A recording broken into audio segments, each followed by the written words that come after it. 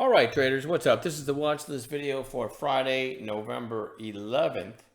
Um, Tomorrow is a bank holiday, so it's worth noting, and the bond market's closed. And then one other thing is we had a pretty big move in the overall market today.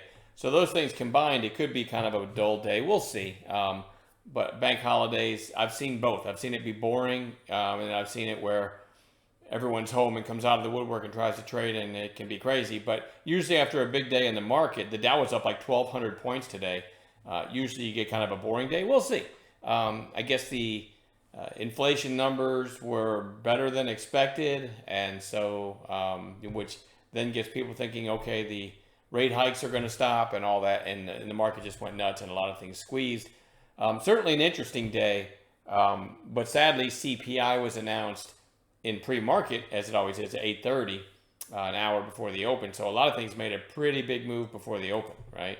I was going to try to, I don't have pre-market on here, so never mind. I was going to try to show that. But anyway, still some nice posts in chat. Keith F. gave us TTD back through 46. Probably looked about like this. Topped out at right at 46. Came back down. He called it long through 46 there, and look what happened. It goes pretty quickly to 49. He also posted DWAC in the morning. Show you the pre-market or the early trading on that. He posted somewhere in here, I think he posted that, hey, this one, it's not close right now, but it topped out at 23. Over 23 later is interesting. And then you had like several hours go by.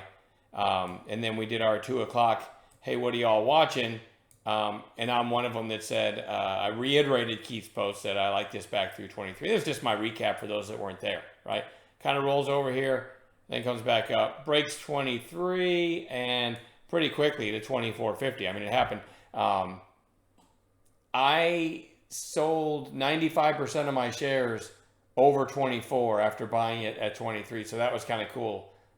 So my last little bit, as it came back down, but that was a good trade for me. And thanks to Keith for putting it on my radar.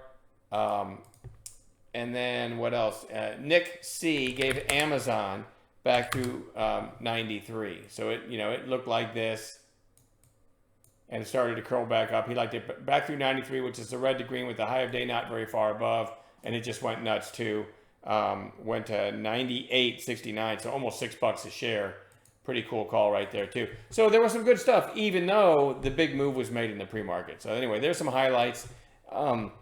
Pretty tough to put a watch list together for day trades based on the daily chart when everything ripped today almost. You know what I mean? So we'll see. But I'm going to go with Unity Software. Held up pretty well, so we're going to watch that one tomorrow. You could almost throw darts, though, and pick strong stocks and then watch them tomorrow. But I'm just going with ones that were kind of on my radar. APPS certainly looks like it could have a follow-through day.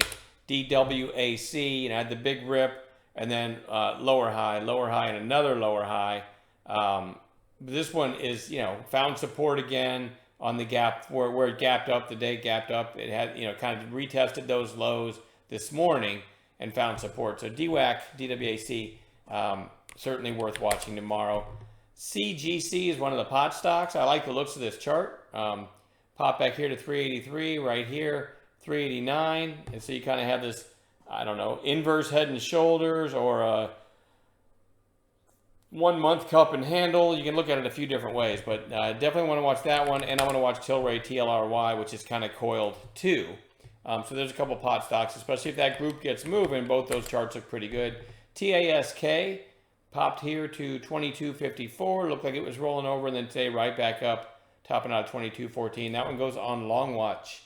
HUDI is kind of a sleeper pick. It's that stupid one. They had this huge move, and now you got like 4 days in a row down. Pretty narrow range today, though.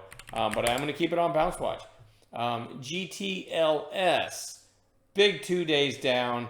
I didn't play an intraday bounce in this one the way I should have. It had, if you look at the low of day, 124.28, so just round that up to 125, and it closed at 142. And if you look at it even on fives, from the 125, it ended up going up $25, which shows you why I was watching it. And by the way, if you just switch to tens, it gave a crystal clear 10-minute buy setup right there, right? I got too cute with this one, didn't play it well. And it's got a crazy range, but it's certainly oversold.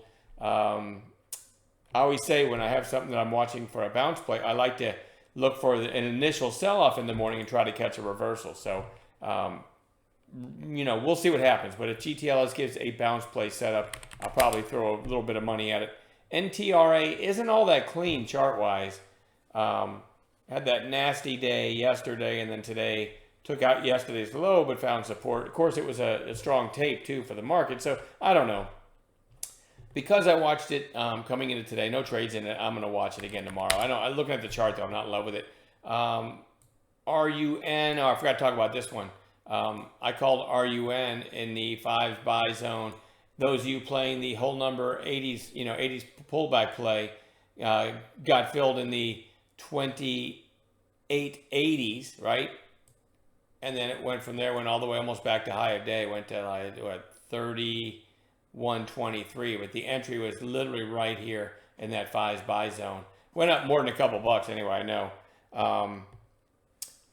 I'm going to put that on watch. The solars were strong today. I'm going to put that one on watch again for tomorrow. MGNI, big rip today. We'll see if it gives a setup tomorrow. RNG, big volume today and a pretty strong move. We'll watch for a follow-through day on that one. And lastly, BAND, which is, for me, a recent high flyer. Then had a nice secondary move. Looked like it was rolling over and is curling back up. You got a couple potential catalysts above. Today's high, 1982.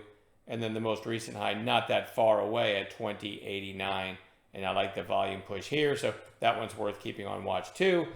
And we'll watch gappers as well in the pre-market. Just remember, tomorrow's a bank holiday, so I'm not sure what to expect as far as volume and participation and all that. But I guess we'll find out in the chat room in the morning. Have a good night.